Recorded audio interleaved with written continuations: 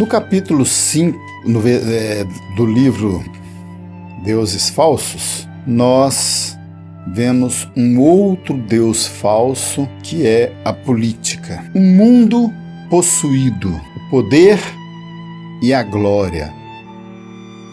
Nós vivemos em um mundo possuído. Essa frase foi dita por um escritor quando o nazismo estava em ascensão na Alemanha. O nazismo trazia para aquele povo alemão um amor muito grande pelo seu país. Despertou nos alemães um amor extraordinário à sua pátria, né? Esse era o objetivo do nazismo.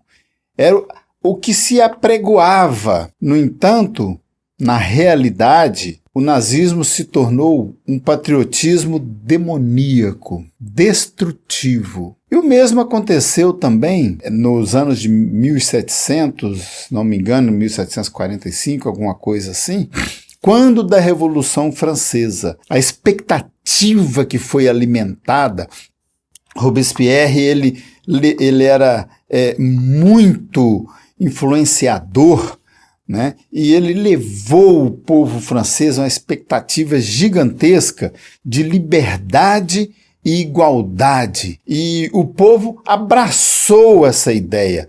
E para isso eles estavam dispostos até mesmo a implantar um reino de terror. E acabou que a Revolução Francesa ela foi tão inquisidora, ela foi um ato tão perverso, tão destrutivo, que o próprio Robespierre ele foi vítima do seu próprio veneno. Ele foi executado sem nenhum julgamento, ele passou por aquilo que ele estava implantando para os outros. Isto é que acontece quando colocamos o idealismo acima de tudo, né? Esse idealismo passa a ser uma idolatria e acaba transformando boas causas políticas em deuses falsos. Então, as nossas boas causas políticas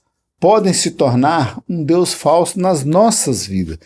Podemos ver os nossos líderes como redentores, a nossa orientação política como uma doutrina de salvação e converter o nosso ativismo político numa espécie de religião. Infelizmente, nós estamos passando por um momento desse no nosso país. O país hoje está dividido.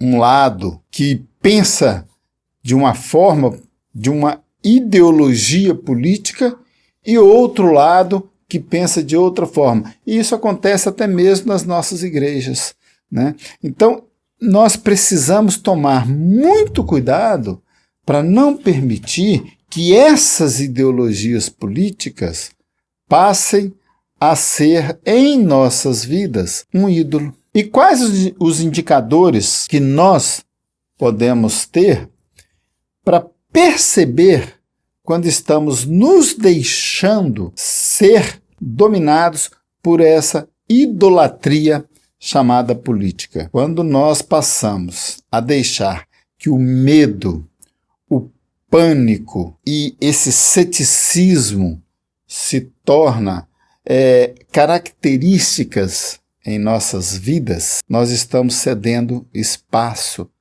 para esse falso Deus da política. Quando nós depositamos na política e em líderes um tipo de esperança que outrora só depositada em Deus e na obra do Evangelho. O grande problema quando você se deixa dominar por uma ideologia política é que você para de raciocinar. Você para de colocar sobre a mesa as questões que estão sendo trabalhadas, que estão sendo discutidas, e para de se perguntar: Deus está no meio disto? O que leva um cristão temente a Deus a aprovar, votar em um partido que vai contra tudo o que nós cristãos defendemos. Nós estamos aí na iminência em nosso país de ter aprovado o maior absurdo que nenhum cristão pode aceitar, que é a legalização do aborto. E nós temos irmãos nossos, cristãos, que defendem partidos que promovem isto. Tem irmãos que são candidatos de partidos que promovem leis abortistas. Realmente não dá para entender. Nós precisamos ficar atento e não deixar a nossa ideologia nos cegar. Nós precisamos usar o bom senso de que se eu sou adepto a uma ideologia e essa ideologia está promovendo coisas contrárias à palavra de Deus, epa, pera lá, eu não posso concordar com isso. Senão isso passa a ser um Deus nas nossas vidas. E o grande problema das ideologias é quando uma ideologia não admite pontos de convergência com os oponentes políticos. Às vezes defende a mesma causa, mas se o outro defender, então a partir de agora eu não defendo mais, porque é meu inimigo político. A causa é justa, mas eu não posso defender porque o outro é meu inimigo político, né? Os oponentes são sempre maus, são demonizados. Eu não posso concordar com o partido X porque o meu partido é mais importante, mas ainda que ele esteja certo naquilo que ele está defendendo. Então, são indicadores dessa idolatria política. O pecado, ele deixa de ser o principal problema e o principal problema passa a ser aquele determinado partido. Olha, isso leva a pessoas boas a tomarem atitudes que não dá para entender. Antigamente, quando um partido ganhava a eleição, aquele partido que ganhou passava a ser o nosso presidente. Hoje, muitos não aceitam o presidente que foi eleito porque não é do partido que eu represento. Nós vemos aí que medidas até mesmo sérias são tomadas porque o meu candidato não ganhou. Nós vimos aqui no nosso país hoje mesmo, Brasil, né? Este ano, mais de 430 mil empresas fecharam suas portas. Por quê? Porque não concordam com a política econômica do atual governo. Quantos pegaram o seu dinheiro e saíram do país por discordância do governo que ganhou as eleições, né? Isso aí mostra-nos uma coisa: nós estamos colocando nos governantes a nossa confiança. Nós estamos esquecendo que Deus é o Deus que governa. Deus é o Deus que admite e que aceita determinado governante, ainda que nos pareça que esse governante não concatena com as nossas ideias. Fica muito difícil nós aceitarmos a posição de que não estamos colocando esses políticos como os deuses da nossa vida. A única solução deixa de ser Deus e a sua graça. E os maiores problemas e as soluções da vida, eles passam a ser a orientação política. Essa identificação de parte da criação como uma vilã ou como um salvador. Os oponentes políticos, um passa a ser absolutamente o vilão e o outro passa a ser absolutamente o salvador da pátria. Isso são sinais de que nós estamos colocando a política ou os políticos como os deuses da nossa vida. E acaba tendo a obtenção de um poder como um falso Deus nas nossas vidas. Essa filosofia política, como uma espécie de fé salvadora, vai transformando uma filosofia em um ídolo. As ideologias, elas começam a ter uma explicação limitada e parcial da realidade, mas que é elevada ao plano de uma última palavra. Nós precisamos parar para pensar que a questão de ideologia, né, o comunismo, ela é a prova maior de que ideologia não dá certo. O fim do comunismo levou toda a Europa numa divisão de classe, de países que sofreram por muitos anos e fizeram essa experiência, né? De um lado o comunismo, de outro lado o capitalismo. E o comunismo provou que não tem como dar certo. Por quê? Porque começa a ter líderes com pensamentos que acabam escravizando a sua população. E para isso aí, veja, o marxismo, ele mostra o quê? Que um Estado poderoso é o salvador e os capitalistas são demonizados. Por outro lado, do pensamento econômico conservador, né, os mercados livres e as competições resolverão todos os nossos problemas. E os governos progressistas, eles que são o obstáculo maior. No entanto, nós precisamos entender que em cada uma dessas filosofias tem um lado positivo e o lado negativo. Ao mesmo tempo que os conservadores, que são os adeptos do pensamento econômico conservador, entende que vamos ter menos impostos, o comércio vai ser livre e vai gerar receitas e tal, mas também não podemos esquecer que nesses casos, muitas famílias, muitas pessoas que não estão preparadas para isso, vão sofrer muito com isso. Por outro lado, do pensamento marxista, o Estado ele é muito forte, ele tem o poder de cobrar mais impostos, de ser um Estado forte. No entanto, começam a massacrar o seu povo, cobrando impostos exagerados. Nós, quando colocamos a política em primeiro lugar e esquecemos de colocar Deus em primeiro lugar, nós estamos fadados a incorrer nesses erros. E aí vamos ver o que o apóstolo Paulo nos fala aqui em Filipenses 2, de 5 a 8. Tende em vós o mesmo sentimento que houve também em Cristo Jesus, pois ele, subsistindo em forma de Deus, não julgou como usurpação o ser igual a Deus.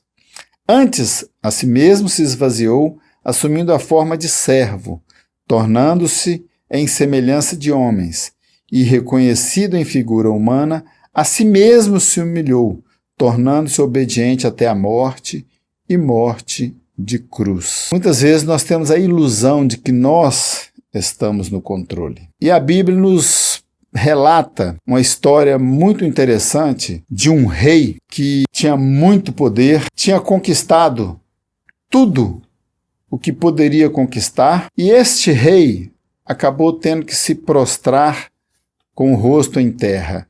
Estamos falando de Nabucodonosor. Foi um rei que tinha a ilusão de que ele estava no controle. Ele tinha a ilusão de que ele tinha o poder maior. Até que vocês conhecem a história, né? Ele teve um sonho em que tinha uma estátua muito grande, toda revestida de metais preciosos, tal, mas com os pés de barro. E essa estátua dominava tinha aquele grande poder. E uma simples pedra que rolou, essa pedra rolou, atingiu o pé de barro dessa estátua, ela caiu se espatifou toda, sendo totalmente destruída. E esse rei colocou os seus profetas para descobrir o que era o seu sonho, né? Até que Daniel chegou e revelou o sonho e interpretou o sonho de que essa estátua era o seu reino e que Deus estava por destruir. Então ele se curvou diante de Deus. Ele se prostrou diante de Deus, reconhecendo a soberania de Deus. Só que passado um tempo, esse rei foi simplesmente deixando Deus para lá. E aí ele teve um novo sonho, de que uma árvore imensa chegava até aos céus e que de toda a terra se avistava essa árvore e que muitos se alimentavam dos galhos dessa árvore, né? E veio uma voz dizendo que essa árvore deveria cair. E ele chamou Daniel e novamente interpretou o seu sonho de que essa árvore era o seu reino e que seria tomado esse reino, mas que a árvore também deveria manter a raiz, que ele voltaria depois, mas que ele iria pastar com os animais. E num belo dia, esse rei simplesmente teve, alguns podem dizer, um surto psicótico e passou a viver no campo, se alimentando de pastagens, e andando como animal durante 7 anos. E depois Deus restaurou o seu reino ainda melhor. Isso mostra que por mais que os governantes estejam no domínio, Deus é que tem todo o poder de dizer o que vai ser e o que não vai ser.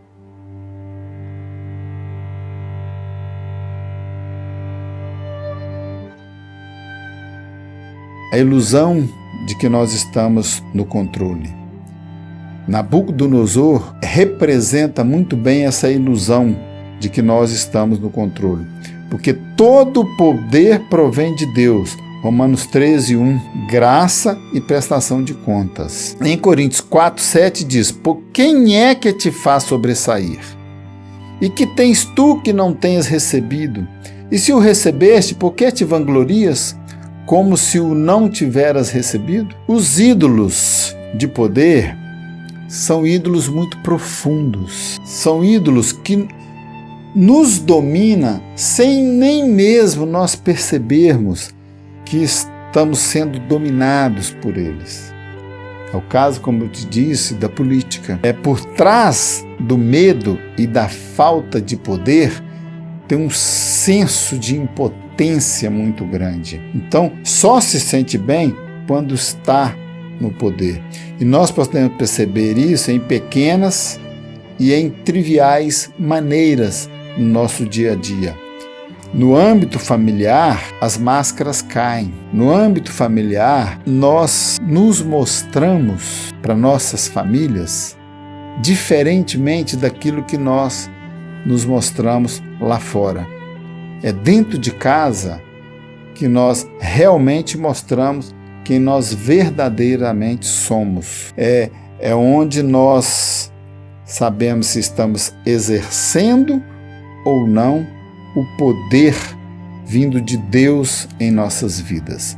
Então nós precisamos estar atentos a esse. E quando nós trazemos essas questões para o meio da igreja, né? Em Mateus 20, 26 a 28, nós somos advertidos que não será assim entre vós.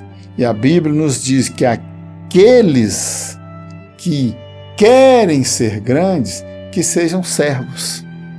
Se você quer ser grande, você tem que servir.